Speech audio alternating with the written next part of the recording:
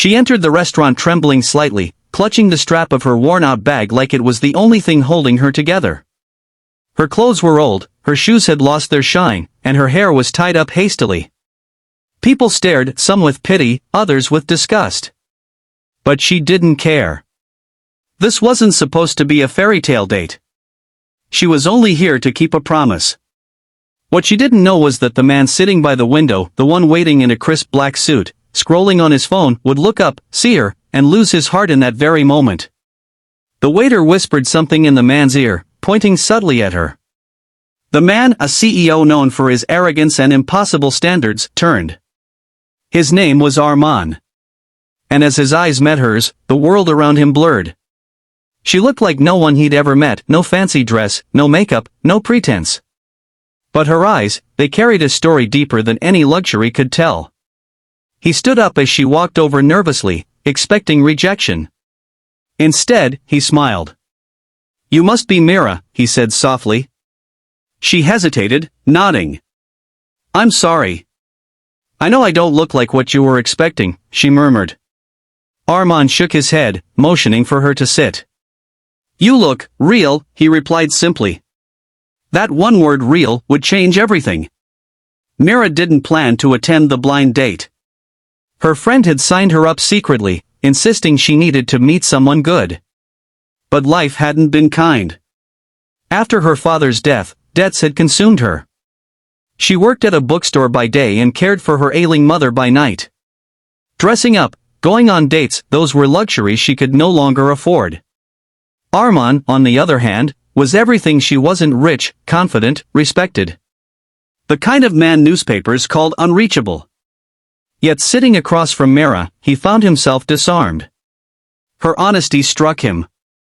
When he asked about her hobbies, she smiled faintly. "Reading old novels," she said.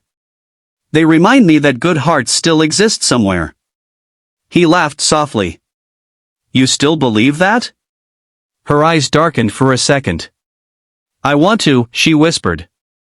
Armand had met hundreds of people who flattered him for his wealth, but Mira spoke to him like a human being. She didn't try to impress, she simply was. And that quiet authenticity began to pull him in. When the waiter returned with the bill, Mira panicked. I can pay for my part," she stammered, fumbling with her small purse. Armand placed his hand gently on hers. "You've already paid," he said with a smile. "You gave me your time." That night, when Mira left the restaurant, she didn't expect to hear from him again. But she had left something behind, her old scarf. And when she received a message the next day, "You forgot something precious. Can I return it in person?" Her heart skipped. Days turned into weeks. Armand and Mira met again and again, often in the most unexpected ways, at the bookstore where she worked, or outside the hospital where her mother was treated.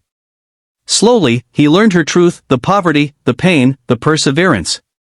And the more he learned, the deeper he fell. But love is never simple.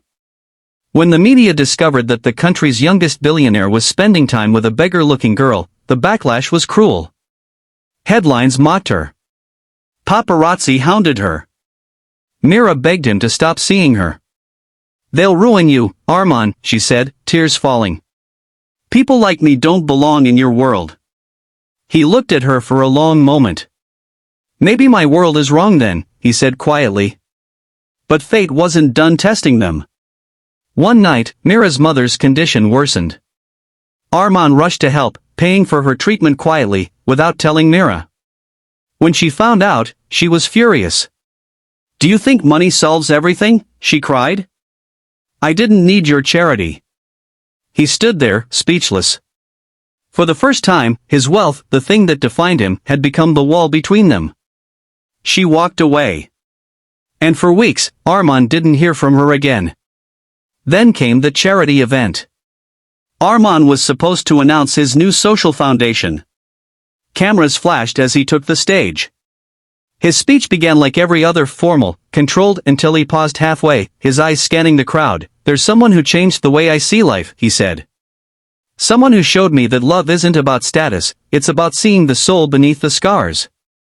In the audience, Mira froze. She hadn't planned to attend, her friend had brought her. But hearing those words, her heart trembled.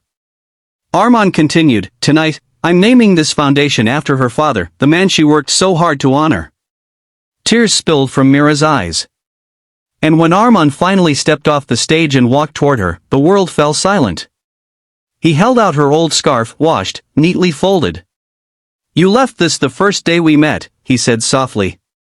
"I kept it because it reminded me that love doesn't need to be perfect. It just needs to be true." She looked at him through tears. "You shouldn't have done all this for me." He smiled gently. "I didn't do it for you, Mira. I did it because of you."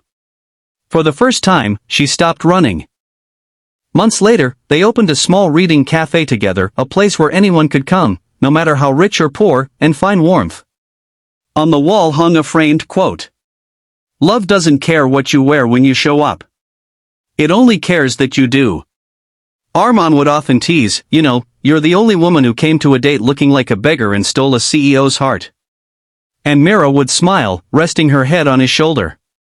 Maybe that's what made it real. Because in the end, it wasn't about a blind date. It was about two people, one who had everything, one who had nothing, finding the one thing money could never buy, a love that saw beyond appearances.